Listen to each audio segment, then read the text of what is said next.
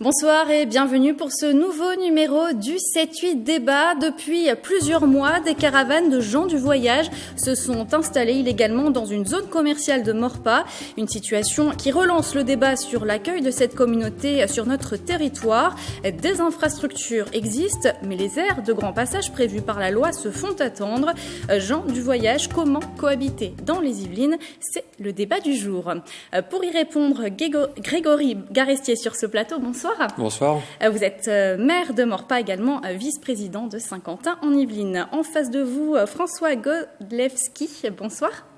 Vous êtes membre de l'association Gens du Voyage en Yvelines, en charge notamment des questions liées à l'habitat et à l'urbanisme. Et juste à côté de vous, Étienne Bourdin, bonsoir. Vous êtes également membre de cette association et accompagnateur social auprès des familles. Merci à tous les trois d'avoir répondu présent ce soir. Alors Grégory Garestier, je me tourne tout d'abord vers vous. Donc il y a quelques semaines, vous avez envoyé un communiqué de presse aux médias pour partager, j'ai envie de dire, votre ras-le-bol, on peut le dire comme ça, sur les installations des gens du voyage à Paris-Ouest. Aujourd'hui, quelle est la situation ?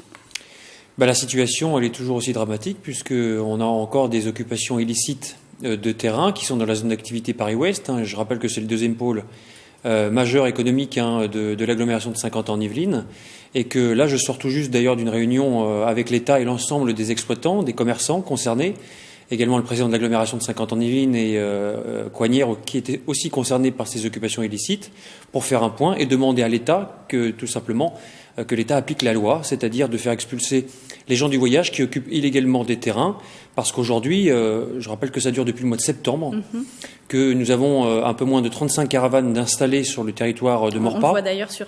Voilà, exactement, sur 35 sur la ville de Coignères, et qu'aujourd'hui, ça n'en finit plus, puisque les propriétaires sont des propriétaires différents selon les parcelles, donc il faut qu'ils engagent des actions judiciaires. Vous, en tant que maire, vous ne pouvez pas en fait engager de procédure judiciaire ? Non, c'est le propriétaire de chaque parcelle qui peut engager une action en justice.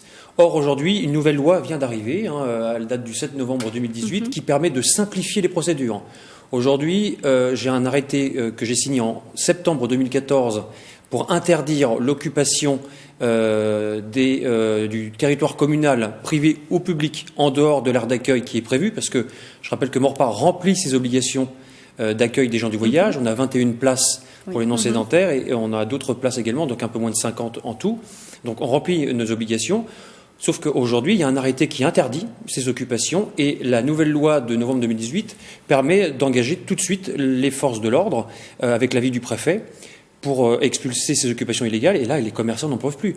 On est pour certains à moins 60% de baisse du chiffre d'affaires. On est parfois même à la limite d'un plan de licenciement. Donc on est dans une situation en effet catastrophique. Donc là, on a demandé l'aide de l'État vraiment, qu'elle fasse tout simplement respecter la loi. François Godlewski, une réaction par rapport à la situation à laquelle est confronté M. Garestier ? Ce qu'on peut dire, c'est que la situation se répète, que d'année en année, on rencontre les mêmes situations. Donc on a une espèce de connaissance de besoins qui ne sont pas satisfaits. Donc si il faut créer des places supplémentaires, il faut tenir compte de ces occupations. Voilà. Donc ça veut dire qu'il y a un déséquilibre entre l'offre actuelle, ce qu'il y a dans le schéma départemental et ce qu'il faut faire. On en parlera d'ailleurs dans quelques instants. Est-ce que vous comprenez l'exaspération de M. Garestier ? C'est sûr. Mais il faut aussi comprendre les familles qui sont tenues, qui se sont trouvées dans la situation de se mettre à cet endroit-là parce qu'il n'y avait pas d'autre endroit où se mettre. Alors, une précision pour les téléspectateurs, l'accueil et l'habitat des gens du voyage est réglementé principalement par la loi du 5 juillet 2000. La loi prévoit l'élaboration, donc vous en parliez, d'un schéma départemental pour l'accueil et l'habitat des gens du voyage, un schéma d'ailleurs qui est révisé tous les 6 ans. Les communes de plus de 5000 habitants également doivent contribuer à la réalisation d'une aire d'accueil. Vous le disiez, M. Garestier, c'est le cas à Maurepas, donc depuis 2012, je crois. Alors justement, comment ça fonctionne, ces aires d'accueil ? Alors aujourd'hui, la compétence, elle est déléguée à l'intercommunalité. C'est Saint-Quentin-en-Yvelines qui gère la création et l'aménagement des aires d'accueil du gens du voyage. Sauf que le pouvoir de police, il reste au maire. Et donc, évidemment, le territoire de Saint-Quentin-en-Yvelines, pour le moment, ne remplit pas ses obligations, mais vous parliez de la loi, à juste titre, de 2000.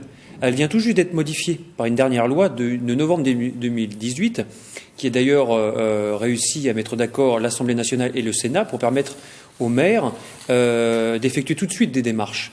et aujourd'hui a été dissocié dans la loi, même si l'agglomération ne remplit pas ses obligations de construction d'aires d'accueil des gens du voyage. Et je l'entends bien, en effet, il y a certainement un manque de place par rapport aux besoins. Ça, c'est un sujet évidemment qu'il faut traiter.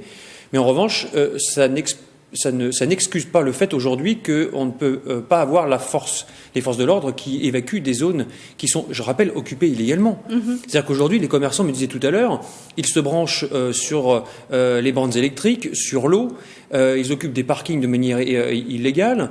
Voilà, il y a toutes sortes de gênes aussi pour les commerçants, et donc il faut aussi entendre ça. Et donc, moi, en tant que maire de Maurepas, je ne peux pas être responsable du fait qu'il manque des aires d'accueil ailleurs, en France et sur le territoire même des Yvelines, et de pénaliser l'activité économique. En plus, je rappelle qu'on est quand même dans un climat national assez tendu, avec les gilets jaunes, et qu'aujourd'hui vient se rajouter ce phénomène où on constate vraiment l'impuissance de l'État à ne pas vouloir régler ces problèmes, parce qu'aujourd'hui c'est facile. Il suffit que le préfet demande aux forces de l'ordre de faire évacuer. Alors, voilà. Revenons juste sur ces aires d'accueil. Est-ce que, selon vous, elles sont suffisamment adaptées aux gens du voyage en l'état? Alors, nous, on a un regard sur la longue durée, et depuis toujours, on essaye de faire valoir qu'il y a beaucoup de voyageurs, de familles, qui ont besoin d'avoir un chez eux. Voilà. Et les pouvoirs publics ont toujours répondu en disant on va d'abord s'occuper de ceux qui bougent, les itinérants, ou du moment où ils bougent. Et donc on a beaucoup, en grande couronne Île-de-France particulièrement, il n'y a pas que les Yvelines, on a beaucoup de familles qui sont des itinérants forcés et qui aimeraient bien, en réalité, faire partie de la ville et pas qu'on les force à aller d'endroit en endroit. Voilà. Et donc quand on a fait des aires d'accueil, pour eux c'était déjà un poumon, une possibilité de se poser quelque part. Mais si on avait su que c'était ceux-là qui viendraient, ceux qui cherchent à se poser, c'est pas ça qu'on aurait fait. Et donc il y a une espèce de mécompréhension sur les priorités, sur la manière dont les gens finalement préféraient avoir un chez eux plutôt que bouger tout le temps. Et donc il y a, en répondant plus vite et dans l'urgence, on n'a pas pris les choses dans le bon sens. Donc c'est la position des associations au niveau national. Alors au niveau de Saint-Quentin-en-Yvelines, en tout cas en 2016, on dénombrait 5 aires d'accueil, 2 terrains familiaux. Étienne Bourdin, vous pouvez juste préciser ce que sont des terrains familiaux? Les terrains familiaux, c'est justement lorsque les personnes veulent avoir un terrain sur lequel qui leur est attribué. C'est-à-dire qu'ils peuvent rester sur le long terme. De moins en moins de voyageurs sont itinérants, je dirais, régulièrement dans leur vie, dans l'année. La plupart du temps, ils aiment rester à un endroit, premièrement parce que le travail est difficile à trouver quand on bouge. Il est plus difficile, le travail est rare. On voit bien la situation pour les personnes qui ont des métiers qui sont souvent modestes. Donc, trouver un travail à proximité dans un terrain, une zone qu'on connaît, c'est plus facile. Donc, ça, c'est une des raisons pour lesquelles on reste sur place. La deuxième raison, c'est aussi une raison scolaire. Puis après, il y a aussi des familles qui aiment bien se retrouver et puis se consolider. Donc, ça veut dire que les personnes aiment bien quitter l'aire d'accueil des gens de voyage pour avoir quelque chose qui est chez eux. C'est ça le vrai besoin, le vrai besoin. Il y a un deuxième problème, c'est que l'aire d'accueil des gens de voyage, pour les gens de voyage eux-mêmes, c'est quelque chose qui est cher. Donc quand on compare, par exemple... Parce que ce sont des aires qui sont payantes, on le rappelle. Il faut qu'il y ait une redevance journalière, j'imagine. Oui, ça, donc en fait... Oui, c'est l'agglomération de Saint-Quentin. Voilà. Donc l'agglomération fixe des prix qui sont, ceux qui sont. Hein. Mais pour avoir une idée, sans entrer trop dans le détail, on pourrait aller dans le détail, mais je pense qu'on va en rester là sur les grandes masses. Pour une famille, le coût d'habitat sur une aire d'accueil, c'est à peu près 300 à 400 euros suivant été-hiver, suivant le coût de l'électricité, donc par mois. Voilà. Et là-dessus, à cela, il faut rajouter le coût de la caravane qu'on doit acheter et qui est à rembourser peut-être dans l'ordre de 500 euros par mois aussi. Donc ça fait 900 euros. Et là-dessus, il n'y a aucune aide, il n'y a pas d'APL, etc. Donc c'est quand même un investissement, c'est vraiment très, très, très onéreux. Et en rapport avec un appartement, voilà, quelqu'un qui a une économie très modeste, pour une famille qui a une économie très modeste comme ceux des gens de voyage, en appartement où on bénéficierait de l'APL, ce serait quelques centaines d'euros, mais loin de ça. Donc et en fait, c'est une vie chère. Selon vous, du coup, ça veut dire qu'en fait, voilà, plus les aires d'accueil sont chères, plus les familles ont envie d'aller habiter dans un endroit qui est moins onéreux, dans lequel ils arrivent à survivre. Parce qu'en fait, quand c'est cher, eh ben, les familles sont mises à bas. Enfin, ça les écarte de la vie. Voilà, c'est une conséquence. Alors évidemment, je comprends bien que l'aire d'accueil, il faut qu'elle ait son économie propre, mais l'aire d'accueil est quelque chose de cher. Donc, faut le savoir. Il y a des... Là, j'ai demandé juste sur Trappes, pas loin, enfin, parce que je rencontrais des gens qui étaient sur Trappes. Il y a quelques jours, on m'a dit, mais il reste des places à Trappes. Bon, aujourd'hui, j'ai vu d'autres personnes qui m'ont dit, ah, ça vient d'être pris. Donc, les gens viennent, en fait, ils passent. Mais c'est vrai qu'ils hésitent. Alors, je vois des aires où il y a des places libres. Donc, ça veut dire que... Enfin, j'ai connu aussi d'autres familles, pas celles qui sont sur votre ville à Paris-Ouest, mais d'autres familles qui disaient, bah oui, mais c'est trop cher, donc nous, on va ailleurs. Voilà. Alors, qui connaissent bien les accueils, hein, qui vont à Rambouillet de temps en temps, qui vont à Élancourt aussi de temps en temps, et puis là, qui m'ont dit, on va ailleurs parce que c'est cher. Donc, faut voir ça, cette économie-là. Alors, vous parlez du coût pour les gens du voyage. Le coût maintenant pour une commune, combien ça coûte de construire une aire d'accueil pour une commune? Vous avez raison de souligner ce sujet-là, parce que la collectivité, à l'époque, quand c'était construit par Maurepas, on n'était pas dans l'agglomération de Saint-Quentin-en-Yvelines. Donc le budget, quand même, sur le fonds propre de la ville, c'était 1,7 million d'euros pour 21 places. Donc ça, il a fallu le financer. Et on n'a pas d'aide non plus de l'État, de subventions, etc., pour financer ce type d'aire d'accueil. Donc voilà, il faut aussi, quand les villes remplissent leurs obligations, qu'elles trouvent les fonds, qu'elles investissent, qu'elles empruntent, pour faire en sorte que ces habitants qui sont comme tous les autres habitants, qui ont le droit évidemment d'avoir des terrains pour se loger, on puisse les accueillir dignement. Sauf que là, moi j'ai beaucoup appris à leur contact, parce que personnellement je me suis aussi opposé à leur venue sur des terrains publics, notamment autour du centre aquatique qui va être reconstruit, où pendant 1h30 je m'y suis opposé, j'ai négocié avec eux, même dans la zone d'activité Paris-Ouest. Je me suis opposé avec d'autres commerçants. Et j'ai beaucoup appris auprès d'eux. Et souvent ce sont des familles qui viennent du sud, et qui remontent au nord pour voir des amis dans des périodes de fête. Mais ils me disaient, mais nous, on n'a pas de problème de place dans le sud de la France. On vient dans le nord parce que on a de la famille, parce que ce sont les fêtes, mais puisque dans le nord, de toute façon, après, on est en surnombre parce qu'on remonte pour aller voir la famille, du coup, on se retrouve dans cette surpopulation. Et donc, savoir, en effet, les aires d'accueil ne sont pas suffisamment adaptées.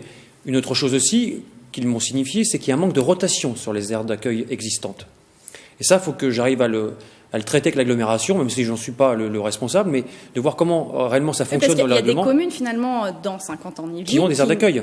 Qui ont plus de 5000 habitants aussi, mais qui n'ont pas fait d'aire d'accueil. Alors, c'est quoi? C'est une question de coût, finalement? Alors, ça, c'est un problème. C'était une question de coût, c'est une question politique, de volonté politique aussi, il faut dire les choses. Aujourd'hui, il faut regarder aussi comment on peut peut-être travailler sur l'existant, de sorte qu'on ne retrouve pas aussi sans arrêt les mêmes familles. Parce que moi, c'est le cas sur l'aire d'accueil de Maurepas, ce sont les mêmes familles qui viennent. Et du coup, vous empêchez la rotation de celles qui voudraient venir. Donc voilà, il y a aussi cette crispation, et je l'ai senti en discutant beaucoup avec eux. Parce que voilà, c'est un sujet qu'il faut prendre à bras le corps. Je sais que le législateur a essayé de le faire. C'est un sujet qui est très sensible, notamment aussi on n'a pas d'aire de grand passage dans le sud d'Yvelines. Justement, j'allais y venir justement, exactement, tout à fait, puisque le schéma départemental d'accueil et d'habitat des gens du voyage 2013-2019 prévoit justement la réalisation d'au moins 2 aires de grand passage dans les Yvelines, au nord et au sud. On rappelle d'ailleurs ce que c'est une aire de grand passage. Oui, je peux le faire. Les gens de voyage sont des gens en général assez religieux, et l'été, bien sûr, enfin l'été souvent, mais parfois toute l'année, il y a des groupes alors souvent plutôt des évangéliques qui se réunissent, qui bougent, et puis qui se réunissent pour se retrouver et avoir tout un temps important de mission, de prière ensemble. Ça fait partie du nomadisme et puis de la culture gitane de façon générale. Alors ça existe aussi pour les groupes catholiques, mais qui le font moins. Et il y a plus de pèlerinages, par exemple pour les catholiques, c'est plutôt ça, des pèlerinages dans des lieux. On parle minimum de 150 à peu près caravanes. Voilà. Alors par contre, là, quand des groupes qui soient évangéliques ou catholiques se déplacent, il faut une aire d'accueil de grand passage, et c'est une nécessité. Voilà. Alors justement, là, après, en Yvelines. Voilà, nous sommes début 2019, et donc ces aires de grand passage n'existent toujours pas. Pourquoi ? selon vous? Alors évidemment, c'est l'État. D'ailleurs, le préfet avait été invité sur ce plateau.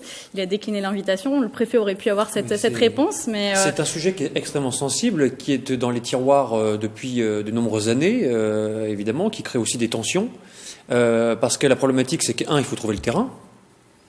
Et évidemment, ça pose aussi question. Parce qu'il y a de nombreux collectifs, notamment, qui s'élèvent contre justement ces aires de grand passage aussi. Voilà, après, en effet, il y a des revendications ici et là, donc il faut trouver le terrain, et puis il y a aussi qui finance.